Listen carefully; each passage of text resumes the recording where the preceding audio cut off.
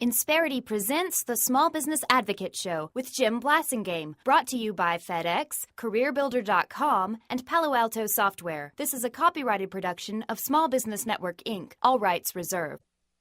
Happy anniversary, baby, got you on my mind. Happy anniversary, baby, got you on my mind.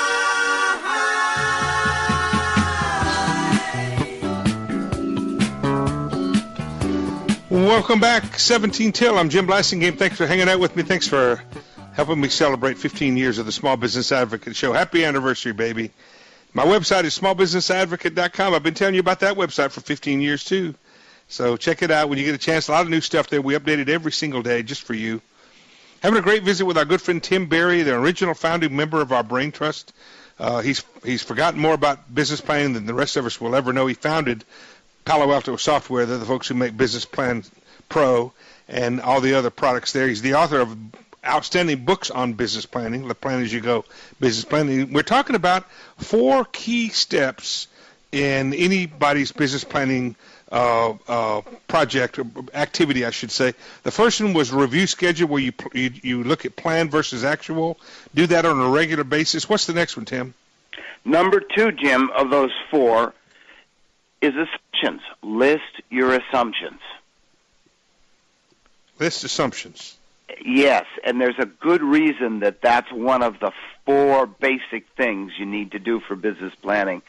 We just said your plan is wrong, but vital, because plan versus actual is going to help you steer and manage your business. You list your assumptions because as soon as your plan is different from what you planned, as soon as your actual results are, I should say, then you have this dilemma. Do I change the plan, or have I failed to execute, so I keep the plan and execute better? Well, your assumptions are the granular part of your plan, it seems to me. And the reason why you got to list your assumptions is those are also the methodology by which you made your projections. And if you don't write them down, you'll forget that did I say 3 times or 4 times? Yeah. Well, they're your footnotes, aren't they? They're your notes for your projections. And so then, instead of if your plan was wrong, if did not compare well to your actual, then you don't have to turn everything upside down. All you have to do is say, okay, instead of 3 times sales or 3 times insurance or whatever it is, it's 2.5 times. Let's try that for a month. What do you think, Tim? I think that's a critical reason for those assumptions are so important, and I want to add to that when you ask yourself, do I change the plan or did I just fail to execute, one of the first ways you answer that question is you go back and you say, have my assumptions changed? Mm-hmm. And if your assumptions have changed, then you change the plan.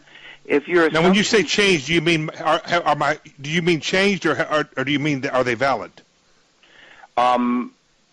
Depends on which assumption. It could be either one. For example, it's October of 2008, and your sales are 30% less than what they should be in October compared to past years in September and August. But it's October of 2008. The big plummet happened. Right. Well, your assumptions have changed, so you change your plan. Mm-hmm. And that's one example. And you were citing another example where you thought you were going to get 3 of this for every one of that, but it turns out it was 4 of this for every one of that. Then you change the assumption, the driver, and you change the plan. Yeah, and folks, this is where the more you get used to these moving parts, even between the meetings, even between the review schedule meetings, you'll start feeling the need to make adjustments. You'll start understanding intuitively, okay, this is looking more like 4 instead of 3. What do you think, Tim? Absolutely. And it's that, remember, it's like steering. No matter how straight the highway, when you drive from point A to point B, you're going to hold on to the steering wheel and you're going to be making adjustments. Life these days seems to me to be so complex that it's actually not a straight highway. It's a very curvy mountain road. But the plan then is those adjustments you make because of plan versus actual are like the adjustments to the steering wheel. You don't change your destination. You might slow down, but you're still going in the same place. I like the way you said that. All right, let's get a third one in here. What's the third one? Number 3 is milestones. And I mean concrete specifics of what's supposed to happen, when, and how much is it supposed to either cost or bring in. And these milestones are based on things that really need to happen. Like, I need to have enough revenue to create enough gross profit to create enough cash to make payroll on Friday. The milestone is Friday's payroll, right? The milestones, it's that.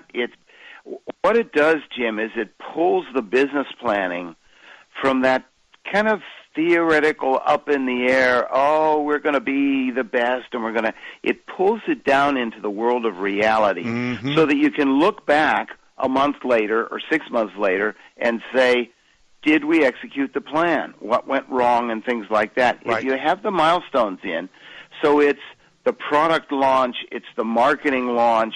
Well, and if you don't establish those milestones, a lot of times, especially in small business, you need to front load the execution of a milestone.